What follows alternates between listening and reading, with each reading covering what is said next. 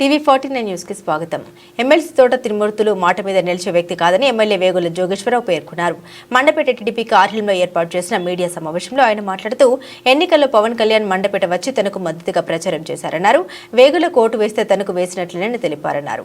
ఆ సభ తర్వాత కోరుమిల్లిలో తోట తిరుమూర్తులు సవాల్ చేశారని పేర్కొన్నారు. ఇప్పుడు మాట మార్చి పవన్ కు వేశారని అనడం మాట మీద నిలకడలేని తత్వాన్ని గుర్తు చేస్తోందని దుయ్యబట్టారు. తోటను రాజకీయాల నుండి తప్పుకోమని తాను అనడం లేదన్నారు. ఆయన ఉంటే ఆయన చేసే పనులకు ఆనందిస్తామని ఆస్వాదిస్తామని పేర్కొన్నారు. సమర్థుడు ఉంటే తమకు ఇబ్బందని మాట మీద నిలబడని పూర్తిగా అవినీతి చక్రవర్తి తోట వంటి వారు ఉంటే రాజకీయం నల్లేరుపై నడకలా సాగిపోతుందన్నారు. తోట రౌడీయిజం, విచ్చలవిడితనం, దోపిడీ ప్రజలు చూశారన్నారు.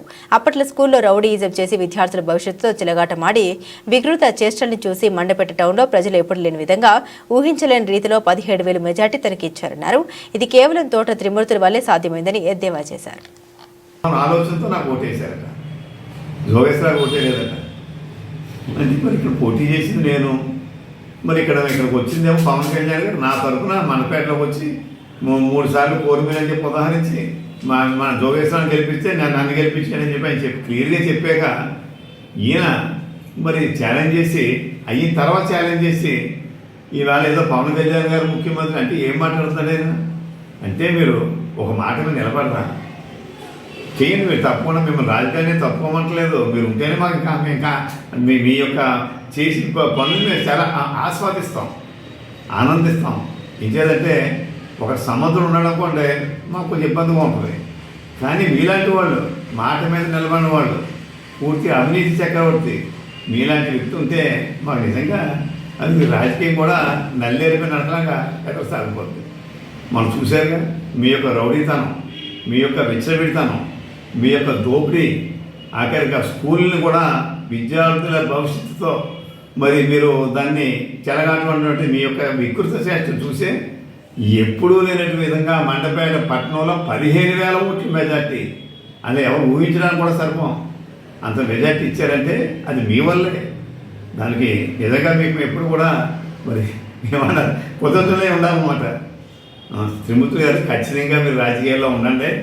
కానీ ఒక్క విషయం, నేను ఎప్పుడూ కూడా మాట మీద నిలబడను.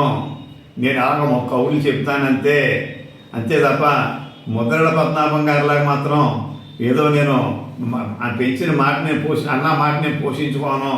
ఆవేళ ముద్రల పద్మనాభం గారు ఏం చేశారు? ఆయన పూర్తి నమ్మకం ఉంది జగన్మోహన్ రెడ్డి. తప్పులేదు దీంట్లో, ఎవరి నమ్మకాలు అనుకుంటాయి. జగన్మోహన్ రెడ్డి గారు మరలా ముఖ్యమంత్రి అవుతారు. అవ్వకపోతే నేను పేరు చివర పద్మనాభరెడ్డిగా పేరు మార్చుకుంటానన్నారు. ఆయన మళ్ళీ ఆ రకంగా మార్చుకున్నాడు. ఆయన నిజంగా మనం ఒక రకంగా అభినందించాలి. మరి అంటే మాట మీద చెప్పిన మాటను పోషించుకున్నాడు కాబట్టి. కానీ మీరేమంటున్నారో అలా మాట్లాడతాం, ఏమీ చెయ్యం. ఒక్క విషయం నాకు అర్థమైన విషయం, ప్రెస్ వారు కూడా చెప్పండి, ఎప్పుడైనా చంద్రబాబు నాయుడు గారు పోటీ చేయనన్నాడా? నాకు తెలిసి 2000 నుంచి నేను చూస్తున్నాను రాజకీయంలో. డైరెక్ట్గా మున్సిపల్ చైర్మన్గా, తర్వాత ఇన్ఛార్జిగా, తర్వాత శాసనసభ్యునిగా ఎప్పుడు కూడా నేను పోటీ చేయనని చెప్పి ఎప్పుడు కూడా నా దృష్టి నాకు ఎక్కడ లేదు. త్రిమూర్తి గారు చెప్తా ఉన్నారు, ఏదేమైనా ఈ పిల్ల చేష్టలు మాని మీరు ప్రతిపక్షంగా బాధ్యతాయుతంగా పనిచేయమని చెప్పి మరి మీకు తెలియజేస్తున్నాను. మరి ఇంకో విషయం చెప్తున్నారు మీరు, నేను ఇసుక గురించి బ్రాంతి షాపుల గురించి నేను చెప్తున్నానని చెప్పని. ఓకే చేయండి, ఖచ్చితంగా మీరు ఏమున్నా కూడా అవన్నీ బయట పెట్టండి. మీ దగ్గర ఉన్న సాక్ష్యాలు రుజువులు బయట పెట్టండి. ఇదిగో ఈ కారణం దీనికి సాక్షి ఉందని చెప్పండి. మేము దాన్ని అంగీకరిస్తాం. అంతే తప్ప ఎప్పుడు చెప్పినట్టు నేను ఏదో మాటలు చెప్తుంటాను, ఏదో చెప్తుంటా అంటే మాత్రం కుదరదు. ఖచ్చితంగా మీ దగ్గర ఉన్న రుజువులు ఏముంటే అవి మీరు బయట పెట్టమని చెప్పే మిమ్మల్ని మేము డిమాండ్ చేస్తున్నాం. మరి అక్కడ ఏదో ఒక అశ్లీల నృత్యాలు జరిగినాయి, అది ఏదో మా కొమ్మురాంబాబు గారు స్థలంలో జరిగింది. అది కొమ్మురాంబాబు గారి స్థలమా? మీ స్థలం కాదా? అయ్యా త్రిమూర్తులు గారు, ఆ స్థలం మీది కాదా? మీరు అందులో ఓడదారులు కాదా? అందులోనే కదా మీరు రైతులు బెదిరించి లాక్కున్న భూమి అదే కదా. కానీ మేము ఎక్కడ కూడా మీరు జీతం ఎంత ఉండదు. సుమోటోగా పోలీసు వారే మరి దాని మీద యాక్షన్ పెట్టి మరి కొంతమందిని అరెస్ట్ చేసి కోర్టుకి పంపిన విషయం మరి మీకు తెలియదా?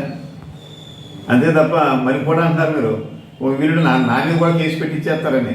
అంటే మీరు అలాగే ఇంతకుముందు చేశారు. చేసిన వల్లనే గుమ్మడికాయలు దొంగ అంటే బుధాలు అనుకుంటున్నారు. మరి ఇవాళ కొమ్మరామ్మ గారు అక్కడ లేరు కాబట్టి ఆయన ఏ వన్ కింద ఆ స్థలం యజమానికి ఆయన పెట్టినప్పటికీ పోలీసులు ఎందుకు అరెస్ట్ చేయలేదు అనుకుంటున్నారు? ఆయన ఇక్కడ లేడు కాబట్టి. అంతే తప్ప ఇక్కడ తప్పుడు రాజకీయం, మీకులాగా తప్పుడు రాజకీయం మేం కానీ ఇవాళ పోలీస్ సిబ్బంది కానీ ఇక్కడ ఉన్నటువంటి ఎవరో కూడా అటువంటి బాణి మా కూటమి నాయకులు ఎవరిలోనూ కూడా లేదని చెప్పి కూడా ఈ సందర్భంగా తెలియజేస్తూ, ఖచ్చితంగా మీరుంటే మిమ్మల్ని అరెస్ట్ చేస్తారు. అది నేనుంటే నన్నే అరెస్ట్ చేస్తారు. చట్టం తన పని దాన్ని చేసుకుపోతుంది తప్ప మేము నా ఏదో తెలుగుదేశంలో ఇరికించడం లేదా లాక్కోవడం అది మీ సంస్కృతి. ఆ సంస్కృతి ఇక్కడ ఎక్కడా లేదని చెప్పి కూడా తెలియజేస్తూ, ఏ ఆరోపణ చేసినా దానికి సాక్ష్యాలు రుజువులతో సహా బయట పెట్టాలని చెప్పి మిమ్మల్ని డిమాండ్ చేస్తూ, ఇక్కడి నుంచైనా తప్పుడు రాజకీయాలు చిల్లర రాజకీయాలు మాని హోందాగా ఉండని చెప్పి కూడా మీకు నేను తెలియజేస్తా ఉన్నాను.